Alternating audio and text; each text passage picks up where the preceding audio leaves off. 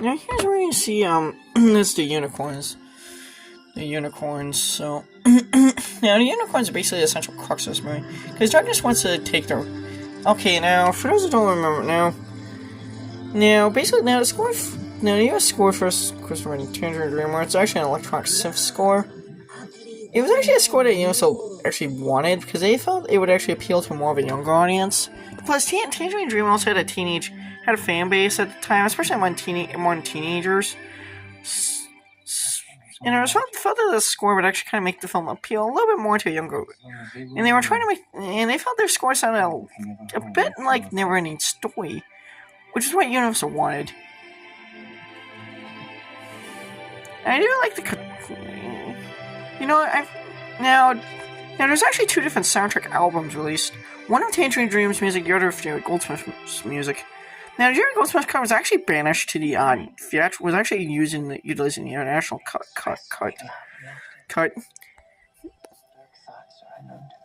Now, allegedly, Ridley Scott apparently wasn't a fan of Tangerine Dream's score. He didn't really like it. He apparently took a watch a cut and didn't really like Tangerine Dream's music. But allegedly, Universal Executive told me it was their choice, not his.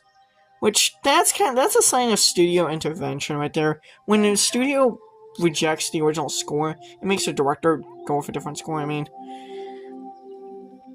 now, famously during the recording phase, there was a lot of changes made.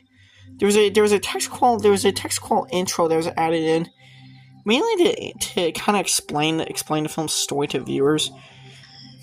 Mainly explain the film's story to viewers. Because allegedly some test audiences were allegedly confused by the plot of this movie. Allegedly.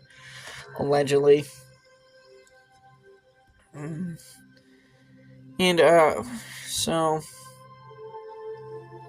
that's a unicorn. Now, fun fact. Now, all the makeup effects you see in this movie were done by Rob Bottin.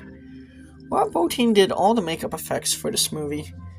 Now, Rob Bottin at this point was a rising makeup effects artist. Thanks to his work on John Carpenter's The Thing. He was actually personally recommended with a script by John Carpenter. I actually believe John Carpenter. I believe actually recommending Bottin to Ridley Scott. Now, Bottin was actually good. Now, famously, now the face of Blix was actually modeled after Keith Richards, actually, of Rolling Stones, actually.